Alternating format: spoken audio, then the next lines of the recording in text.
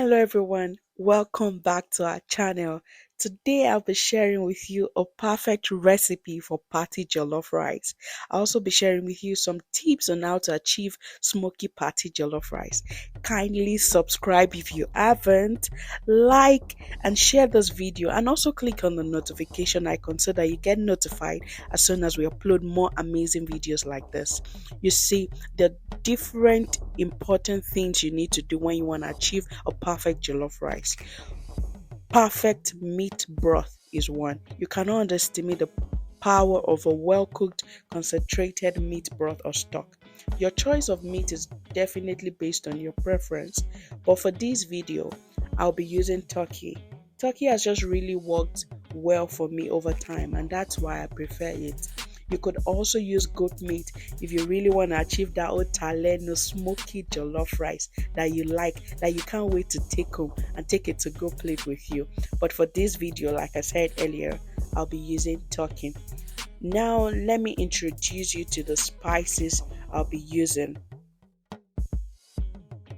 I'll be using my ginger powder, my thyme, curry, white pepper, bay leaves, Knorr seasoning, salt.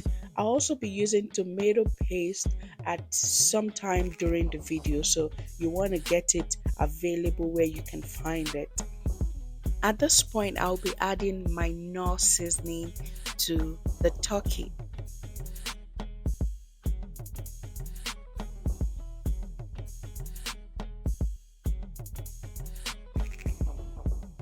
I'll also be adding a little bit of salt.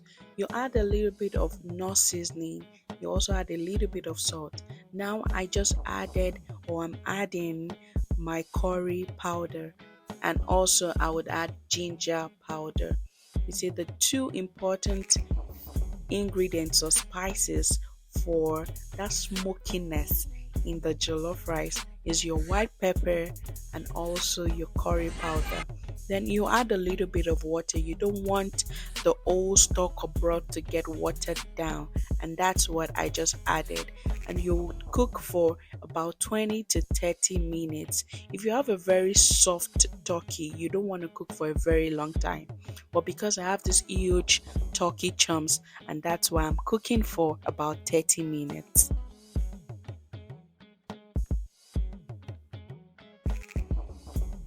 Let me introduce you to the pepper I'm going to be using. So I have tomatoes inside the bowl.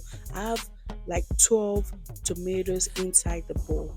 And 12 tomatoes, I'm going to be having 6 habanero pepper. See, you don't want to use up to 6 because this habanero pepper is quite big. But I used 6 for this video because I wanted it to have a lot of spice. So I used 6 habaneros to 12 tomatoes. The ratio is really important. And then I use 4 bell pepper. You want to get this ratio right so that you have that perfect mix for your jollof rice. You can see the turkey is already well cooked. Do you want to taste it already? Yes, I really want to taste it, but right now I can't be recording and tasting at the same time.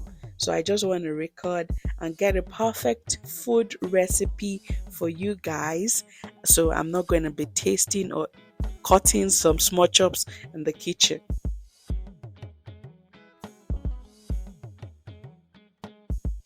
I'm adding a little bit of water because I want to use this stock or broth. I want to use it for some other things. I want to use it for the jollof rice. I also want to use it to cook a little bit of stew after this. So that's why I added a little bit of water. Don't forget onions. Don't forget onions. So we'll be using a lot of onions for this recipe. I prefer the red onions, and that's why I'm using those red onions. Some people might prefer the white one, but I actually prefer the red onions. I'm going to be using 3 big onions for this recipe of jollof rice, and you can see I just blended my tomatoes, and now I'm checking up on the meat. You want to set some things together at the same time so that you are able to use your time effectively. Our turkey is done, and I just placed it inside the colander, and I'm trying to get my meat stock. You see, my meat stock is here. I'm just going to set it aside inside the bowl. That's my turkey, guys.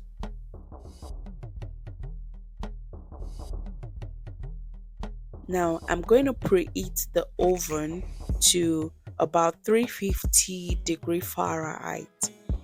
I usually don't fry my turkey because the turkey has a lot of fat already. So I usually don't fry my turkey.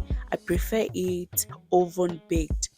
So I set up the pan, grease the pan with a little bit of oil spray, and then I set my turkey on the pan so that I can place inside the oven. And then I already placed my turkey inside the oven, and I'm going to cook for or bake for a very long time till I find out that it's good. Now, this is the meat pepper mixture we just blended. I'm going to pour it inside the pot, still put the Knorr seasoning. I'm going to put a little bit of curry powder.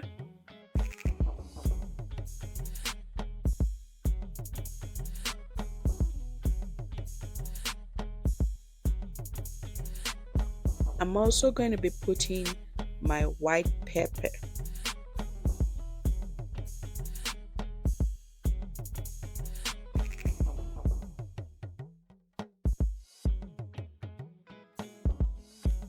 Also, I just added salt to the mixture.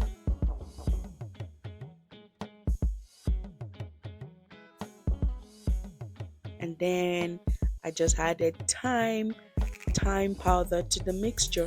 So I'm going to set my timer, or I'm going to place it on medium heat to cook for about 30 to 30 to 40 minutes.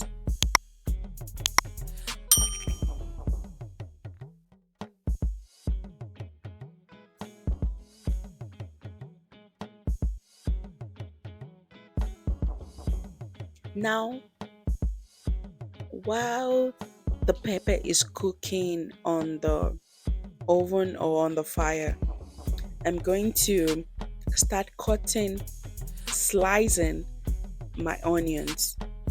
Now, you want to slice onions. I've heard people ask me that, why do you slice instead of chopping? You know, when you're slicing, it just gives it a different kind of feel. You don't want to taste something crunchy, and when you dice your onions, it's going to make it like crunchy in your jollof rice, and you don't want that. You could use the crunch or the chopped onions for vegetable soup or so, but for jollof rice you want to make sure you're slicing your onions. Now I'm slicing my onions, and you're going to see what we're going to use it for at the end of this.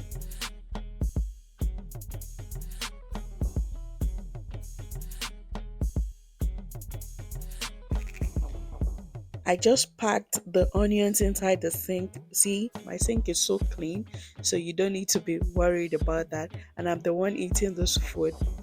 But you want to clean everything, and that's why your workspace needs to be clean before you start work at all. Personally, I don't work if my workspace is disorganized. It has to be organized and clean before I can work effectively or function effectively.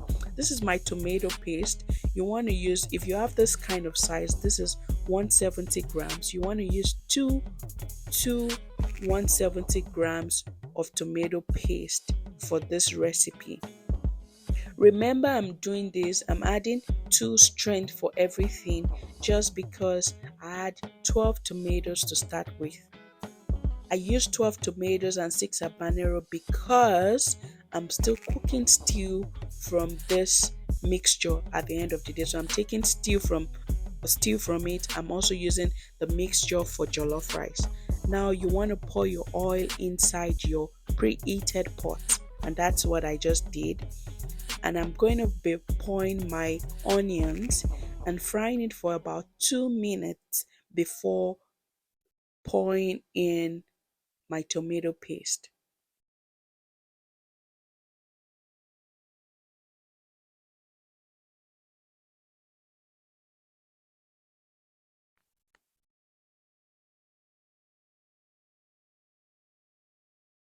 So at this point, I'm making sure the onions is properly fried for about 2 minutes.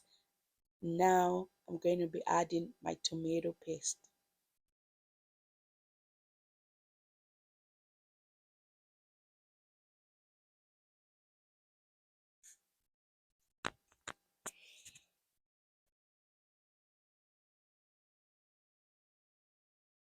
Way before I found out this recipe for jollof rice, my jollof rice would come out as as concussion. And then my mom would say, "Oh, no, don't cook jollof rice for me. Your jollof rice tastes like concussion." But as soon as I started, in fact, I would prefer that my sisters would cook jollof rice for me because their jollof rice tasted way better than mine. My own recipe, my strength then was fried rice. But right now, after I found out this recipe and I started cooking my jollof rice like this, in fact, my family finds it difficult to go and eat jollof rice outside. So this mixture, after mixing, you want to fry for about 15 minutes.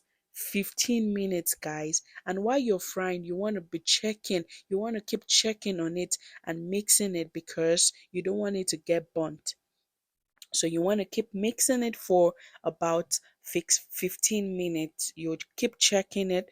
You can leave it, keep checking it for about 15 minutes. You can see it's frying on the side, and we also have our pepper almost ready. Now at this point it's fried, and I'm adding the mixture of the tomato paste and onions to the cooked stew. Mix it well, guys. And I'm using a wooden spoon so that it doesn't get burnt. You don't want to use your iron spoon or any other spoon to mix. I'm using my wooden spatula, or whichever way you like to call it, wherever you might be watching from. At this point, I'll be adding my bay leaves. I'm adding my washed bay leaves to the mixture, to the stew. You can see it's already a perfect stew. You could even add your meat at this point and you get a perfect stew. Now this is where I'm going to be using my turkey broth. I'm not using the whole of my turkey broth at this point because remember I said I'm going to still use the turkey broth for some other things later on. So right now I'm using my turkey broth, and I'm still going to cook this for about 20 to 25 minutes. So I said it earlier that you want to maximize time, do some other things concurrently with what you're doing. I already washed my rice like you can see, and I'm going to be adding my rice. You see, I washed my hands at the beginning of this process because I knew I was going to be using my hands for a lot of stuff. And right now, you can see how clean my hands are. Give me a thumbs up at this point. My hands are really clean and they look fresh too. So I just washed my rice into the mixture, the stew mixture, which we're going to be using for jollof rice. And that's it. We're almost done with our perfect jollof rice recipe.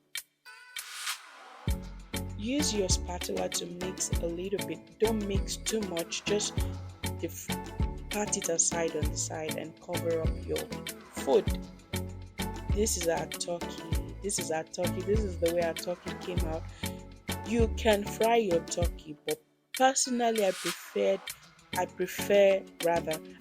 my turkey oven baked. At this point I'm checking up on the rice. I don't want to leave it to get burnt, so that's why I'm checking it. And I'm also tasting it at this point to see if the salt is enough and to see if it's well cooked. You see, that's a thumbs up. It's good. I'm just going to wait for it to get cooked till it's ready. Our jollof rice is ready, guys. Drum roll. And that's it. And I'm eating my jollof rice with this ginger beer. If you like this video and you like to see more amazing videos like this, don't forget to like, don't forget to subscribe, and please turn on your notifications so that you get notified as soon as we upload more videos. Also, leave a comment in the comment section. Thank you. See you next time. Bye.